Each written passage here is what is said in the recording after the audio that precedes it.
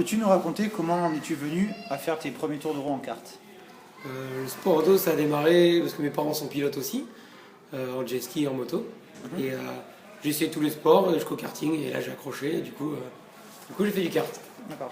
Mais c'était une envie passagère ou en caprice ou... Non, je commençais en moto et je me suis fait mal. Du coup, mes parents m'ont mis sur 4 roues pour me rassurer. Mhm. Et voilà, et ça a accroché de suite. Et t'avais quel âge? J'avais 9 ans. Ah, t'as commencé tard alors. Ouais, plus tard que certains. Hmm. Et pourquoi avoir choisi le monde du sport mécanique plutôt qu'un autre, par exemple? Avec mes parents là-dedans, T'es né j'ai là-dedans. toujours aimé être dans les paddocks et du coup ça me plaît cette ambiance. Et voilà.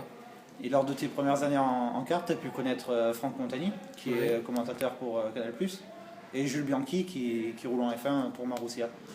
Est-ce que tu peux nous dire quelques souvenirs que tu as avec eux et quels sont tes rapports avec eux aujourd'hui? Franck, je l'ai connu parce que le circuit de Brignoles appartenait à sa famille. Du coup, il s'occupait de moi en cadet pour démarrer en karting. Souvenir, j'étais plus petit, mais c'est vrai que c'est lui qui m'a fait découvrir le sport auto à haut niveau et c'est là que ça m'a bien plu, quoi. Jules, c'est un peu différent. On a été copains, pareil, par rapport au karting. On a fait quelques courses ensemble au début et la même chose. On est toujours potes. Hein, il est là Ouais, d'ailleurs vous semblez proches aujourd'hui, donc on est toujours collègues. Et bien, cette année, en prenant part à la Legend Car Cup, tu effectues ton premier championnat complet en sport auto. Voilà, c'est ma première saison. C'est le début d'une nouvelle carrière ou c'est juste comme ça pour t'amuser? Ça me plaît, pour l'instant c'est le plaisir. Je venais juste pour m'amuser à la base. Je pensais pas pouvoir faire des résultats dès la première année, mais le résultat du championnat est pas mal. Ouais. On a gagné une manche, donc c'est super, on va continuer comme ça. Justement, si on revient sur tes performances, ton coup de volant il s'est fait remarquer dès le deuxième meeting à Charade, avant de se confirmer à Brandach, puis à Manicourt, où c'est que tu as remporté ta première victoire justement. Quelles ont été les raisons d'un tel déclic et est-ce que tu peux nous raconter les émotions que tu as eues Les gens de car, Pour ta victoire. je connaissais pas trop au début, ça m'a plu, et, très vite je me suis senti vraiment à l'aise, comme si j'apprenais à faire du vélo classique. Et du coup, la deuxième course on s'est retrouvé devant, la troisième on fait un podium, et après la quatrième on la gagne. Donc bonne sensation, je me suis senti de suite à l'aise. Et ça fait quoi de gagner? Ça fait plaisir, pas le podium est plus dur, mais le tour d'honneur, ça fait Ouais. pleurer. Ouais. Et on a envie d'en manger d'autres du coup, et c'est pour ça que je continue. Et justement, quel a été ton programme pendant les grandes vacances? Tu as besoin d'entretenir une condition physique particulière ou... Alors le légende de car est pas super physique non plus, pas plus dur que le kart, donc du coup ayant fait du kart, ça passait. Mhm. Mon programme hiver, surtout le début, a été les vacances, puisque j'ai eu un petit bonhomme, Mhm. donc du coup On va en un parler peu de après. congé. Et là on reprend un peu petit à petit l'entraînement.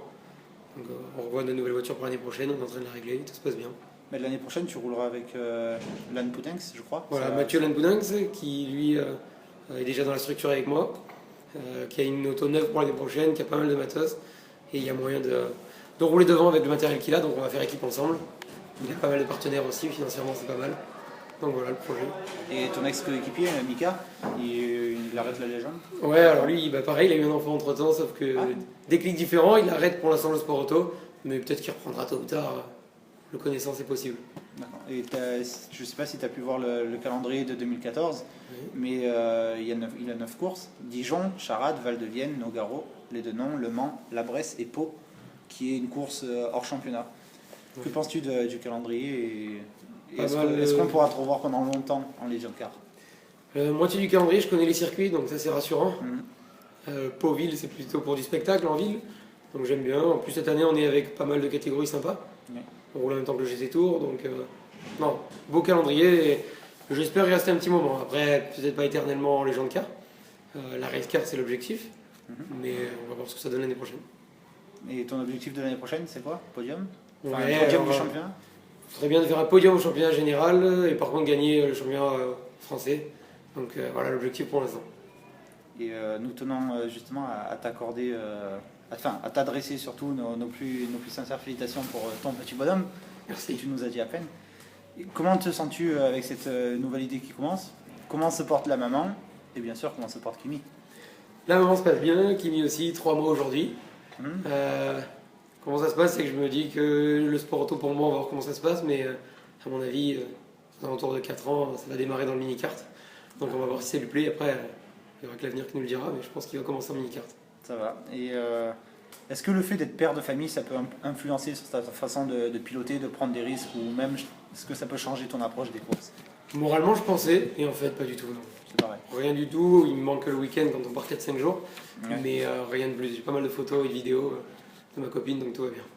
Et pourquoi Kimi? C'est en hommage à Kimi Raikkonen, le pilote de Formule 1, ou Alors, c'est juste une coïncidence? Au début, on pensait que c'était une fille, on voulait l'appeler Kimi, mais avec K-I-2-M-Y. Et petit à petit, quand on a su que c'était un garçon, j'avoue bien aimer Raiko aussi. Du coup, on a dévié et c'est Kimi. Voilà, comme un pilote de F1, ça me va bien. Et si on passe aux questions moins sérieuses, qu'est-ce qui se lève à 3h du matin pour calmer Kimi quand il pleure? Pas moi. Je suis désolé, je m'excuse.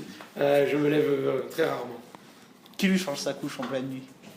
Pas moi non plus, je suis désolé. Qui lui donne le biberon en pleine nuit?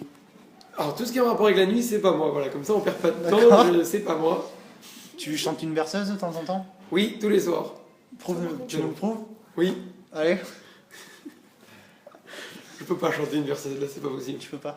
C'est confidentiel. Ah. Même ma copine ne la connaît pas, c'est une verseuse secrète. Ah. Qui est-ce qui cède à tous ces caprices? Moi,